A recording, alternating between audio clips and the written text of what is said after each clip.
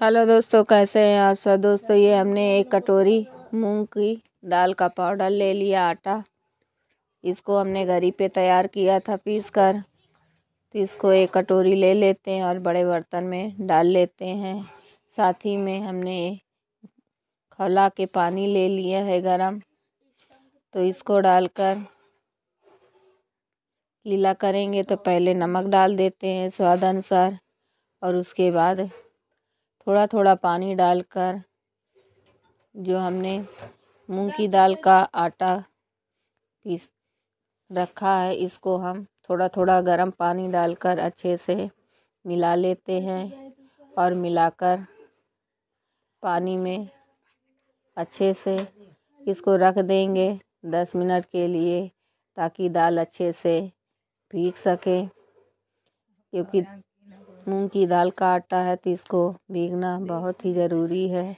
तो अच्छे से गर्म पानी डालकर इसको भिगा लेते हैं और इसको 10 मिनट के लिए ढक कर रख देंगे। तो हम इसको अच्छे से चम्मच की सहायता से मिलाएंगे, क्योंकि गर्म है, हाथों से बिल्कुल नहीं मिलाना है। और इस तरह से अच्छे से मिलाकर अब ढक्कन लगा के रखेंगे 10 मिनट के लिए। और जैसे ही अच्छे से सेट हो जाता है आटा, उसके बाद फिर आटा तैयार करेंगे। तो अच्छे से 10 मिनट बाद अब इस आटे को, अब ये थोड़ा ठंडा हो गया है, तो इसी में हम डाल देते हैं अजवाइन। और हाथों से अच्छे से क्रश करके डालेंगे, तो इससे फ्लेवर अच्छा आएगा। साथ ही में डालेंगे काली मिर्च आधा चम्मच, ये भी पिसा हुआ है, तो इसको भी डाल लेते हैं। डालने के बाद डाल लेंगे इसमें थोड़ी सी जीरा, और डालकर ये एक कटोरी हमने मैदा ले लिया है, तो इसको भी अब मिला लेते हैं इसी में। और मिलाकर साथ ही में डाल देंगे 2 चम्मच घी, और आटा लगा लेंगे घी मिलाकर। तो ये दोस्तों पिघलाकर घी लिया है, क्योंकि सर्दी के मौसम में जम जाता है, तो इसको पिघला कर ही लेंगे। और उसके बाद हाथों से आटा लगाकर तैयार कर लेंगे। तो इसको अच्छे से हम गूंद लेते हैं, और ज़रूरत पड़ेगी तो थोड़ा सा पानी मिलाएंगे, क्योंकि अभी थोड़ा गर्म है पानी। वैसे ज़रूरत तो नहीं पड़ेगी, लेकिन अगर पड़ेगी तो थोड़ा सा मिला लेंगे। और अच्छा सा आटा लगाकर तैयार करेंगे। थोड़ा सा हाथों में घी लगा लेंगे, ताकि आटा अच्छे से चिकना गूंद सके। तो अच्छे से गूंद कर तैयार कर लेते हैं। और इस तरह से हमने आटा गूंद कर तैयार कर लिया है। अब इसको 5 मिनट के लिए अब रख देंगे, थोड़ा सा और अच्छे से सेट हो सके।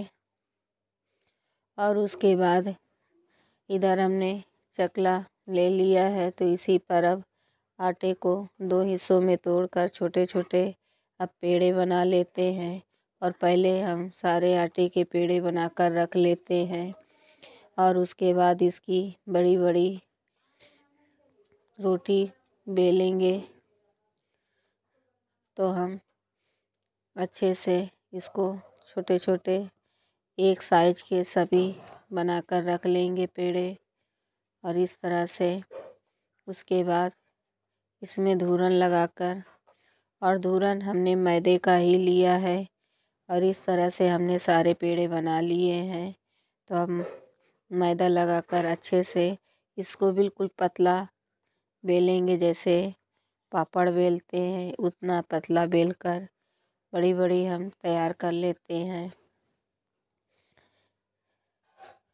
और इस तरह से मैदा लगाकर अच्छे से बेलेंगे। और ज़रूरी नहीं है पूरा बराबर गोल ही हो, और अच्छे से बेलकर तैयार कर लेते हैं। और इस तरह से बिल्कुल पतला बेलेंगे, जैसे पापड़ बनाते हैं।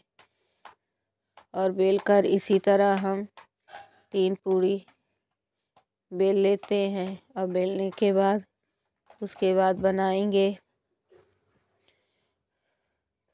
और इस तरह से हम पतला एकदम कागज़ की तरह बेल लिए हैं। और अब इसमें हम घी लगाकर अच्छे से पूरी रोटी में फैला देते हैं और चम्मच से सही से लगाते नहीं बनता है तो हाथों से ही अच्छे से लगा लेते हैं और लगाकर चारों तरफ। उसके बाद अब इसमें हम दूसरी रोटी में अच्छे से थोड़ा मैदा लगा लेंगे और लगाकर उसके बाद ये घी वाली रोटी में ऊपर से चिपका देंगे। और इसी तरह हम तीनों रोटी बराबर बिछाते हुए अच्छे से इस हिसाब से हम एक के ऊपर एक रख लेंगे 3 रोटी। तो इस हिसाब से हमने एक चिपका दी है। अब ऊपर से घी फिर से लगा लेंगे और लगाकर चारों तरफ हाथों से फैला लेंगे। फैलाने के बाद तीसरी रोटी में फिर से धूरन लगा लेंगे मैदे के और इस तरह से लगाने के बाद घी वाली रोटी पर ऊपर से लगा देंगे तो मैदा छिड़कने की ज़रूरत नहीं पड़ती है। और अच्छे से अब तीनों रोटियों को बेल लेते हैं और बेलकर जितना हो सके उतनी पतली बेलते हैं अच्छे से और बराबर एक साइज बेलना है। कहीं पे मोटा कहीं पे पतला बिल्कुल नहीं, एक बराबर हमें बेलते हुए इसको बड़ा करना है। और इस तरह से हमने बेल कर तैयार कर लिया है। और उसके बाद अब हम इसमें घी लगा देते हैं ऊपर से और घी लगाकर अच्छे से चारों तरफ लगाएंगे और ऊपर से लगा देंगे धूरन मैदे का डाल देते हैं।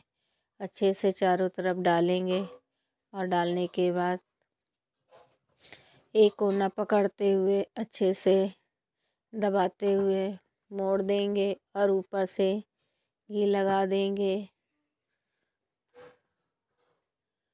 और थोड़ा सा इसमें भी हम धूरन लगा लेते हैं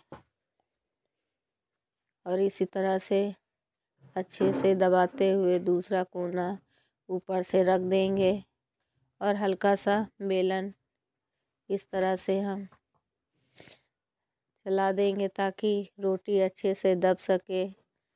और अब हम काट लेते हैं, चाहे आप चाकू से काटें या पिज्ज़ा कटर से।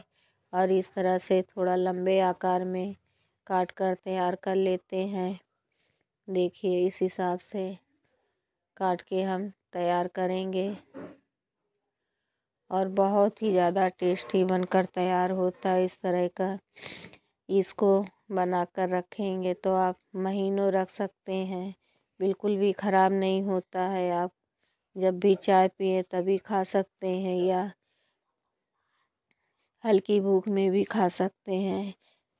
जैसे जीरा होता है वैसे ही टेस्ट में लगता है। तो इधर हमने तेल गरम कर लिया है और हमने सारे बनाकर तैयार कर लिए हैं। तो आप फटाफट से फ्राई कर लेते हैं और तेल को हम ज़्यादा ना ही हार्ड गरम करेंगे और ना ही धीमा, मीडियम रखकर इनको एक एक पट्टी डालते जाएंगे और डालकर जितना आ सके उतना डालकर इसमें अब फ्राई करेंगे और बहुत टेस्टी बनता है। तो आप भी ज़रूर बनाइएगा और बच्चों को तो बहुत पसंद आता है। और देखिए जैसे ही पकने लगते हैं तो ये ऊपर तेल में तैरने लगते हैं। तो इनको अच्छे से उलट पलट कर थोड़ा क्रंची बना लेते हैं जब तक ये गोल्डन ब्राउन ना हो जाए। और अच्छे से हमें सेकना है। फ्लेम को मीडियम ही रखेंगे, ज़्यादा हाई नहीं करेंगे। और इनको मीडियम आंच पर अच्छे से फ्राई करेंगे ताकि अंदर तक अच्छे से कुरकुरे सेक सके और बहुत ही ज़्यादा टेस्टी बनकर तैयार होता है ये नाश्ता। तो अच्छे से इनको हम उलट पलट कर सेक लेते हैं। तो दोस्तों वीडियो अच्छा लगे तो प्लीज़ दोस्तों लाइक करें, शेयर करें, सब्सक्राइब करना ना भूलें। कैसे लगे इस नए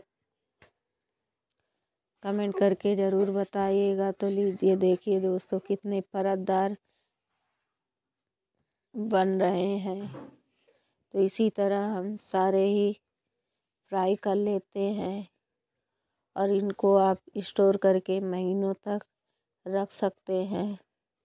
इस तरह से बहुत ही ज़्यादा क्रंची बने हैं। तो इसी तरह हम सारे ही निकाल लेंगे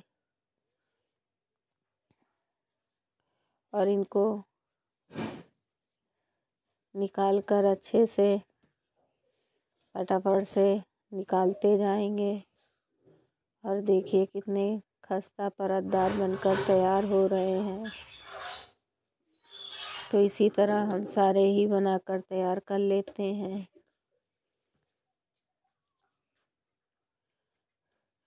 तो लीजिए दोस्तों हमने सारे ही बनाकर तैयार कर लिए। बहुत ही ज़्यादा टेस्टी और कुरकुरे परतदार बनकर तैयार हुए हैं। तो ये चाय के लिए बहुत ही ज़्यादा टेस्टी लगते हैं। आप चाय के साथ खा सकते हैं या आप चटनी सॉस किसी के भी साथ खा सकते हैं। बहुत ही ज़्यादा टेस्टी बनकर तैयार हुए हैं और क्रंची तो पूछे